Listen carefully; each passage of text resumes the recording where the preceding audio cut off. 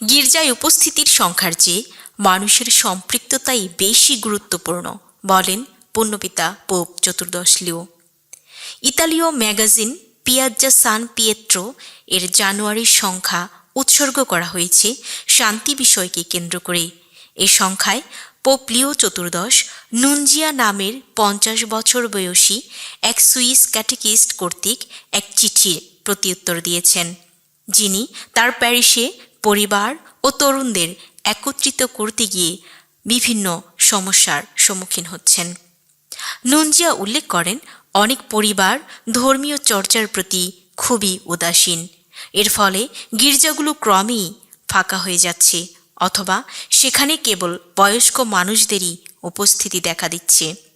চিঠি শেষে তিনি পোপ লিও চতুর্দশের কাছে অনুরোধ জানান তার তত্ত্বাবধানে থাকা তরুণদের জন্য এবং নিজের জন্য প্রার্থনা করার, যেন তিনি হতাশ না হয়ে পড়েন। এই সংখ্যায় পোপ লিও নুনজিয়ার উদ্বেগকে গভীর সহানুভূতির সঙ্গে গ্রহণ করেন এবং বিষয়টিকে একটি বৃহত্তর প্রেক্ষাপটে ব্যাখ্যা করেন।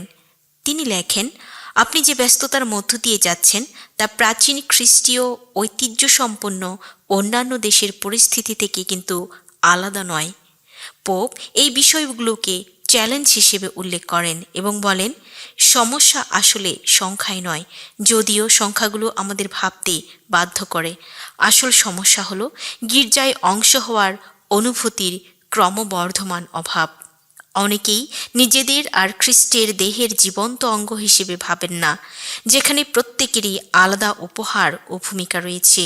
ফলে অনেক মানুষ কেবল অভ্যাসবশত পবিত্র বিষয় ও সাক্রামেন্টগুলো পালন করে থাকেন।